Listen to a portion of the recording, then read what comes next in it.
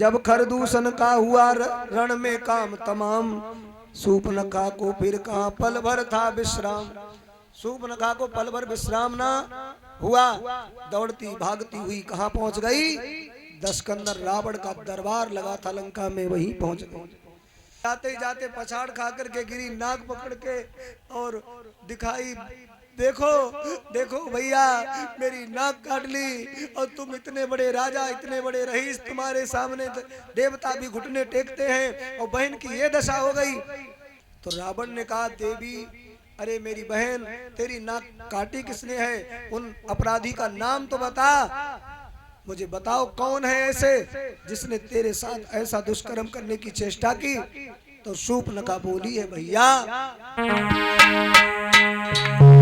कि भैया दो लड़के राम लखन इस दंडक वन में आए।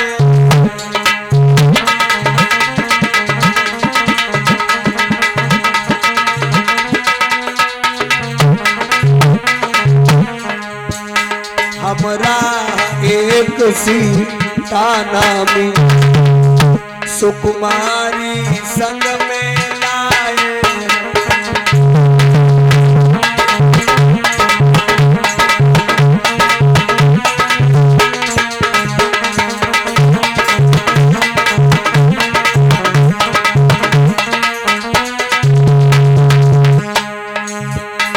बाके हैं और लड़ाके हैं, गोया शमशीर उन्हीं,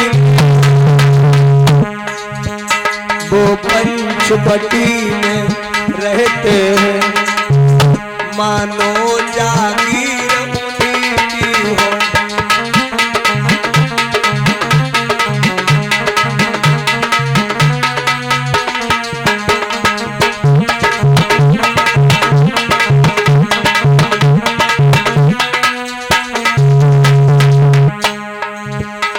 रावण ने कहा बहन तुम यहाँ करने क्या गई थी? शूर्पणखा बोली भैया गई तू थोड़ी थी, अचानक निकल गई। मैं उधर अचानक निकल गई, उस नारी से मिलना, इतने में छोटे तपस्वी ने मुझसे कछु छल करना चाहा।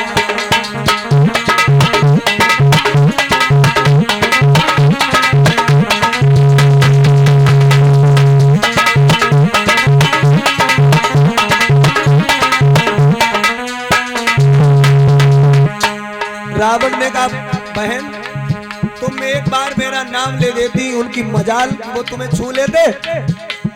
शूर्पणखा बोली भैया तुम्हारा नाम मैंने बताओ, मैं रावण दशकंदर की बहन हूँ। तब तो वह हमें गाली देने लगे और बोले क्या कर लेगा रावण में? जब मैंने तेरा नाम लिया सुनते ही उन्होंने फिर मेरे कान कतर डाले और मेरी नाक काट डाली।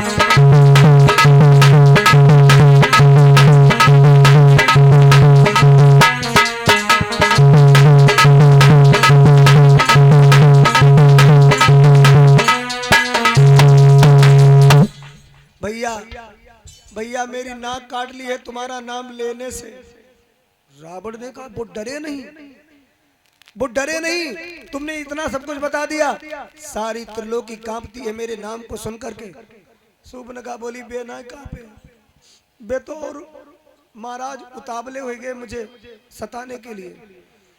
भैया जब नाक मेरी ना कटी, जब नाक कट गई है आपकी रावण भैया, जब नाक कट गई है भैया कुंभकर्ण की, जब नाक कट गई है भीषण की। जब ऐसे कहा रावण ने कहा तुम ऐसे मत कहो देवी बहन। शूर्पणखा बोली कहूं ना तो क्या कहूं, मेरी नाक गई सो गई, अब अपनी नाक संभालो तुम, और जग में जब ऊंचा नाम नहीं तो नकटा नाम धरा लो। और रावण ने कहा चिंता मत करो, धमनियों का गरम गरम लहू उबल पड़ा, मुट्ठियां खिंच गई, खड़ा हो गया राज सिंहासन से, तलवार उठाई और कहने लगा चिंता मत करो भाई। बोला वो काटे नाक कान और जिंदा रहे जमाने में, जिंदा रहे जमाने में, टूटे भी सदा मेरी नाम पर अस्त्र।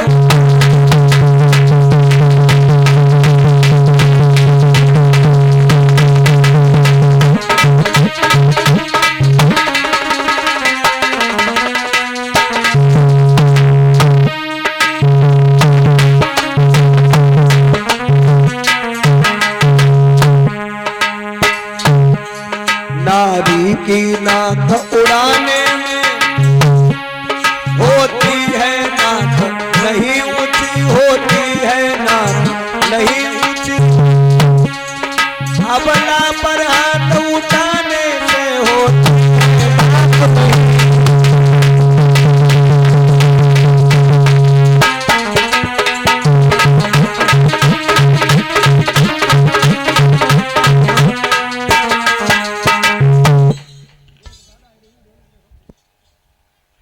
मेरे भगवत प्रेमी, जैसे ही महाराज ऐसी बात कही, रावण ने कहा बहन तुम मेरे पास तक दौड़ती भागती हुई चली आई, बीच में रहने वाले हमारे खरदूषण तृष्णा परम मित्र भी हैं, हमारे संबंधी भी हैं, और तुम उनके पास नहीं गई। शूर्पणखा ने कहा भैया पहले तो मैं उन्हीं के पास में गई और वो मेरी मदद के लिए भी गए, और इतना कहने के बाद शूर्पणखा ने अपना सर नीचे को झुका दिया। रावण ने कहा फिर वो मदद के लिए तुम्हारी गए, फिर हुआ क्या आगे? शूर्पणखा बोली भैया वे हमारे साथ उन वनवासी वीरों से लड़ने गए, फिर सर झुका दिया। रावण ने कहा ऊपर को मुख करो और क्या बताओ ना क्या बात हुई, फिर वो लड़ने गए फिर क्या हुआ? शूर्पणखा बोली भैया भाई लड़न गए और भाई गए, फिर संसार में नहीं रह गए। हाँ खरदूषण तृष्णा संसार में नहीं है, किसने मारा उसे? कहने लगी भैया उन्हें मारो। अच्छा खरदूषण तृष्णा को मार डाला, इसका मतलब वो साधारण नहीं है। अब यहाँ पर आप आरण्य कांड पढ़िए, यहाँ पर रावण की विद्वानता झलकती है।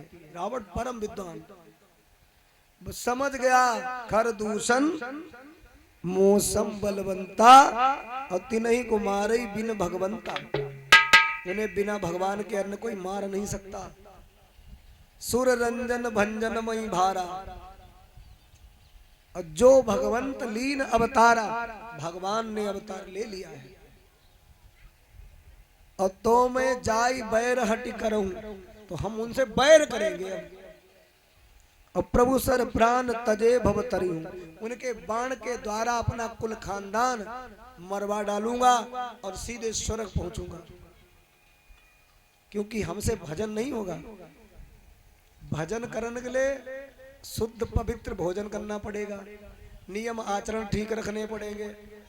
अरे भजन करने वाले भक्त के लिए, विकास भैया, भजन करने वाले भक्त के लिए ऐसे चलना होता है जैसे तलवार की धार पर तुनको फिसले तो महाराज नाक ही कट जाएगी। तो इसलिए इतना महाराज कठिन रास्ता है ये, इस पर चलना बहुत कठिनाई का खेल है लोगों। रावण ने कहा हम इतना तो भजन और सावधान नहीं रह पाएंगे, हम असुर हैं, हम मानेंगे नहीं, हम बैर ही करेंगे, हम भजन और भगत नहीं बन पाएंगे, हम असुरी बुद्धि के हैं तो हम असुरता दिखाएंगे और हम सीता का हरण करेंगे, पराई बहू बेटी पर गलत निगाह डालेंगे और वो हमसे रुष्ट होंगे और फिर हमारा पूरा खानदान मेट देंगे, है? तो हमारी स्वर्ग की यात्रा मिलेगी। रावण उल्टी बुद्धि का, उसने कहा होई भजन नहीं तामस देहा, मन क्रम वचन मंत्र दृढ़ एहा, मैं तो बैर करूंगा। और रावण ने अपनी बहन से कहा चिंता मत कर, मैं जा रहा हूं सारा षड्यंत्र आगे खेलने के लिए। और लंका का राजा रावण कहां पहुंचा? मारीच के घर। अरे लंका में मारीच था बड़ा चतुर रणजीत।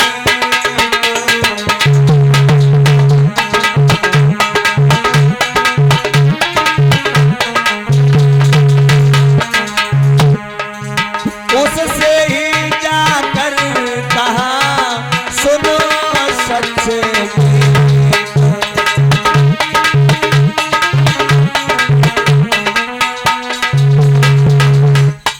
लंका में मारीच था बड़ा चतुर रणजीत और उससे ही जाकर कहा सुन वो सच्चे मीत। देखो भाई, मारीच समझ गया भाई से रावण के घर में कोई काम हो तो देवता हाथ जोड़ी के सामने पहुंच जाते। एक फटकार पर हैं ऋषि मुनि ज्ञानी सब डरते थे रावण से, सब उसके इशारे पर चलते थे। और आज रावण का ऐसो का लगो जो हम ही नहीं बुलवाओ, अपने आप चल के आओ। अगर कोई दुष्ट घर ही चल के मिलन आवे तो समझ ले जिंदगी के लिए खतरा लेके आए रहो है। अगर सरप झुकाई ऐसे तो समझ लो डसई गो। सबको नमन होना भी बढ़िया हो, है ना। ज्यादा समझ लो जो खूंखार व्यक्ति है और वो महाराज ज्यादा प्रेम लगावे तो समझ लो कहूं न कहूं तुम्हें दगा देगो, कहूं न कहूं तुम्हें ऐसी जगह फंसावेगो कि निकलना कठिन पड़ जाएगा। तो मेरे भगवत प्रेमियों, मारीच ने हाथ जोड़ लिए, कहा रावण राजा आपने हमें बुलवा लिया होता, आप क्यों आए हो? रावण ने कहा बात ही कुछ ऐसी है मामा, तुम्हारे पास मैं चलकर इसलिए आया हूं, तुम तो भेष बदल लेते हो, तुम आज ऐसे हो तो कल बदल भी जाओगे, भेष बदल सकते हो ना तुम, भेष बदलने की कला तुम्हें आती है, तो आप ऐसा करिए तू चल कर माया मृग बन जा, मैं बाबा जी बन जा।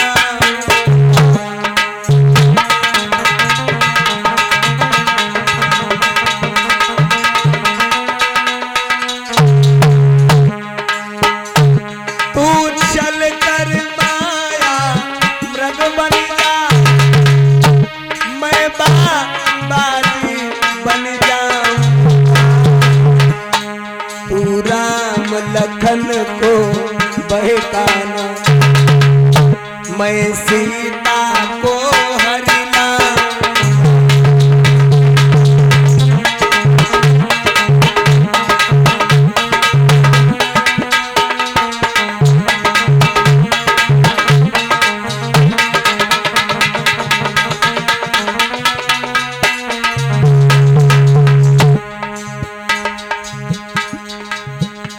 सुनकर मारीच ने कहा कलेजा था, बंद करो मुंह लिया है तुमने किसका नाम।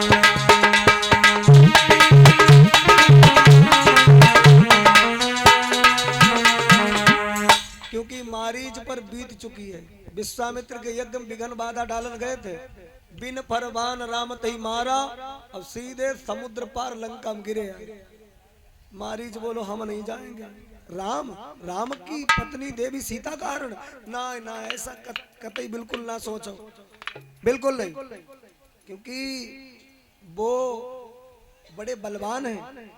रावण ने कहा है क्या कहना चाहते हो मामा, जल्दी तैयार हो जाओ। तो मामा मारीच हाथ जोड़ के बोले देखो इतने लोग होते हैं, इनसे बैर नहीं करना चाहिए। कितने लोग? सती संत गुरु ब्राह्मण पास पड़ोसी खास, हाकिम वैद रसोईया घर का भेदी दास।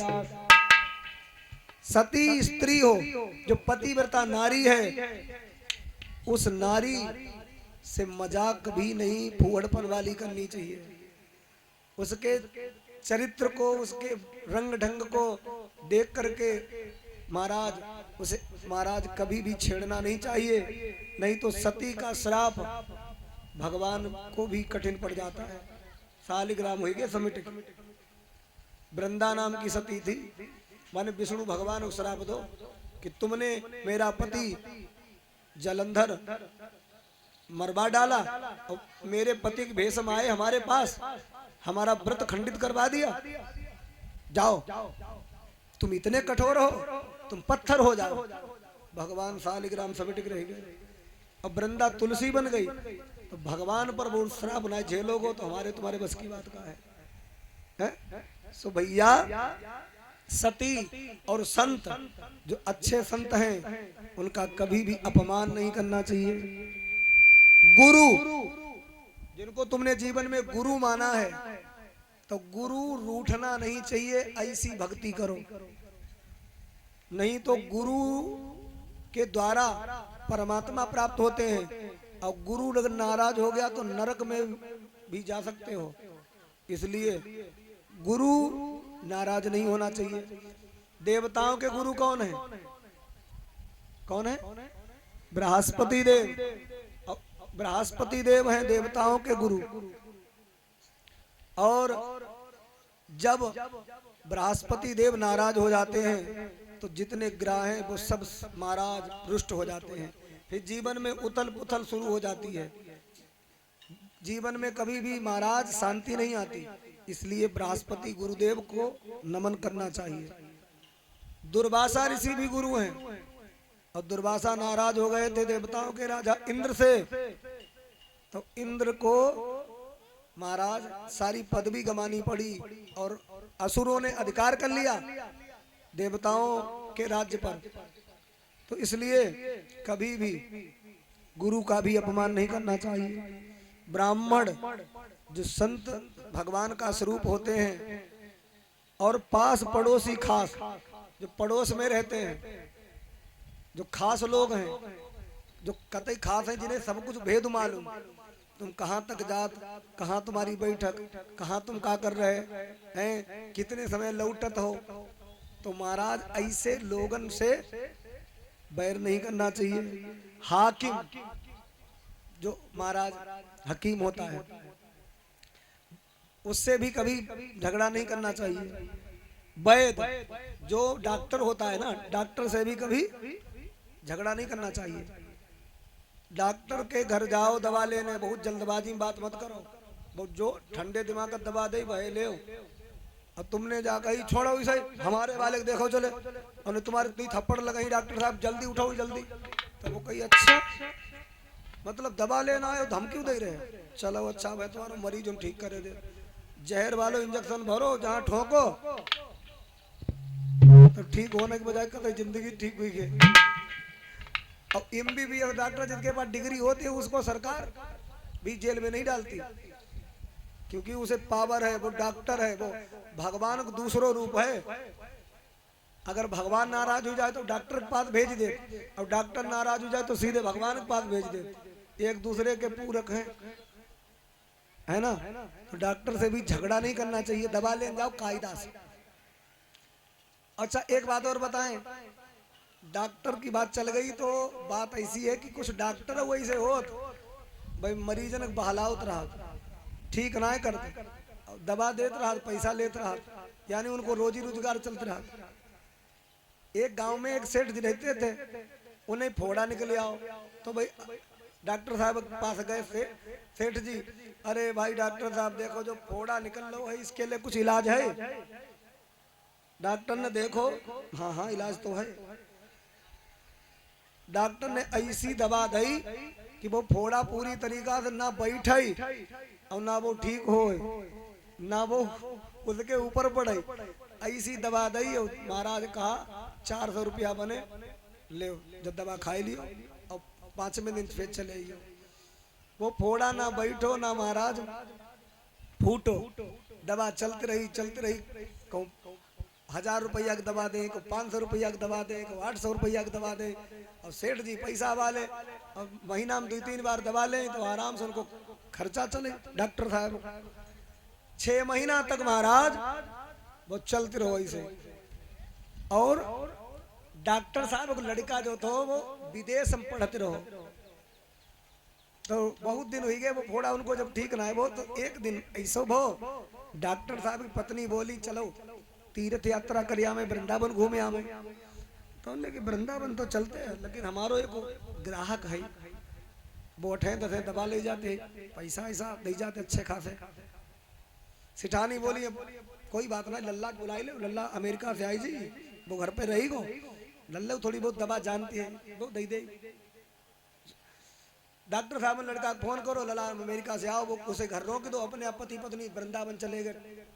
डॉक्टर साहब डॉक्टर रानी चले गए। अब भाई गांव के सेठ जी आए दवा ले, अरे भाई डॉक्टर साहब कहाँ गए? लड़का ने कही पापा तो गए वृंदावन। तो काहे मारे आए सेठ जी?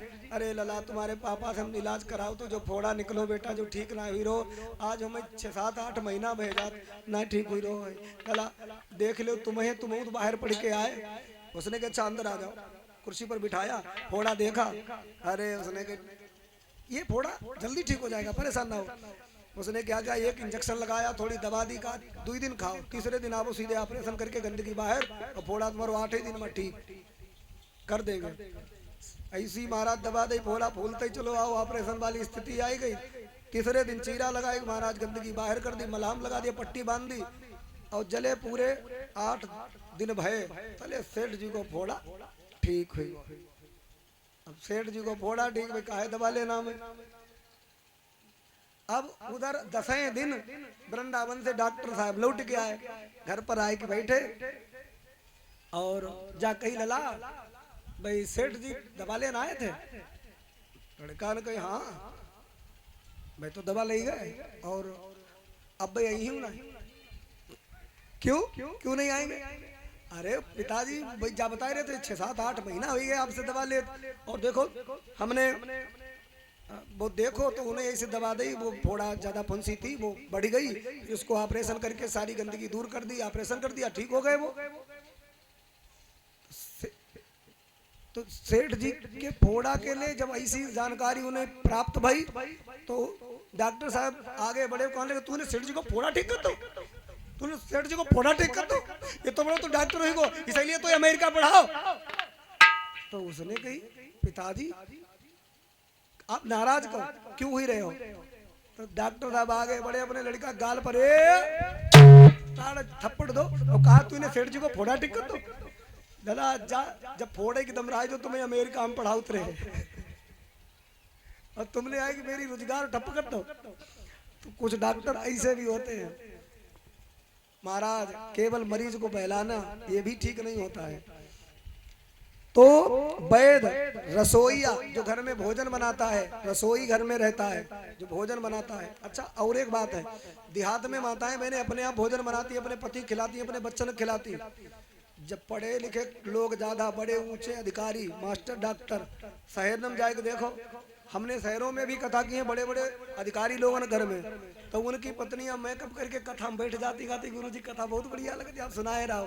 तो हमने के भोजन वोजन बनाओ की चिंता ना है, कहां लगी नौकर लगो है, नौकर खाना बनाए रहो, बर्तन धोने वाली आई रही हैं, बाल बनाने वाली आई रही, ऊंचन वाली आई रही, महाराज बैठ जाती कुर्सी पर, बस उनको सब मेकअप ट्रीटमेंट सबको कर देती हैं।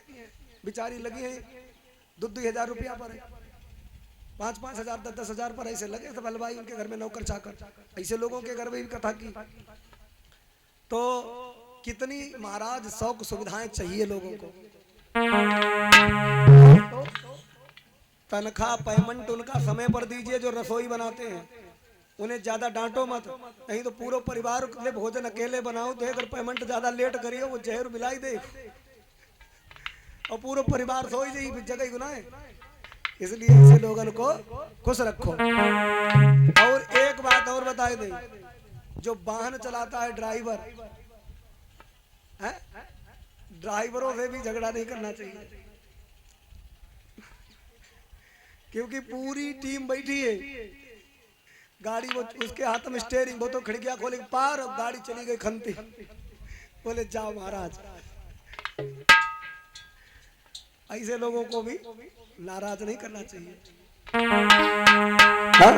सती संत गुरु ब्राह्मण पास पड़ोसी खास,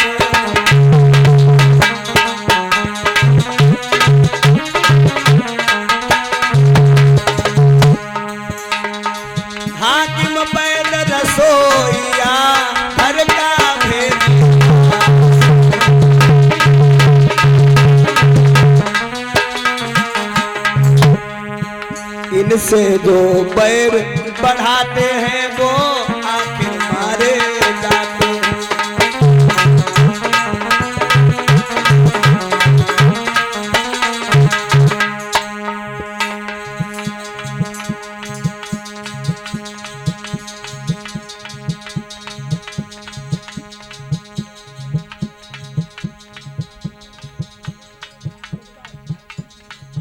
यशपाल कश्यप जी की तरफ से 50 मुद्राएं भगवान की कथा में दान हो रहे हैं। कल्याण हो रहे, दृष्टि बनी रहे।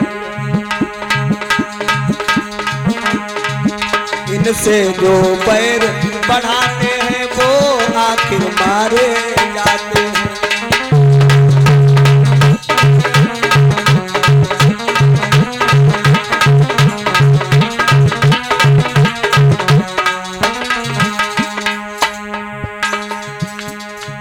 बेमौत मौत के घाट वही बेवक्त उतारे।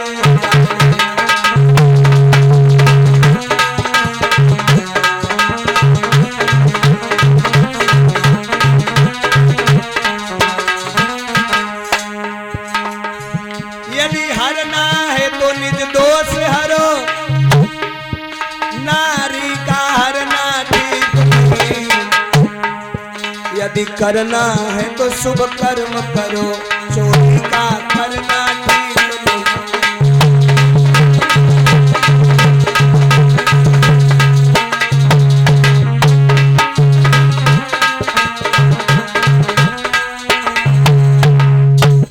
अच्छाई में अच्छी न देर कर ही डालो तो अच्छा है, पर बुरे काम को टाल सको जितना टालो वो अच्छा है। हा? अच्छे कर्मों के करने से घर में प्रकाश हो जाता है, और पर नारी घर में लाने से घर का विनाश हो जाता है। इसलिए ऐसा मत करिए महाराज। रावण ने कहा, मारीच तू मेरा गुरु बन रहा है, हम तेरे पास प्रवचन सुनने नहीं आए हैं, जो मैं कह रहा हूं आप वही करिए।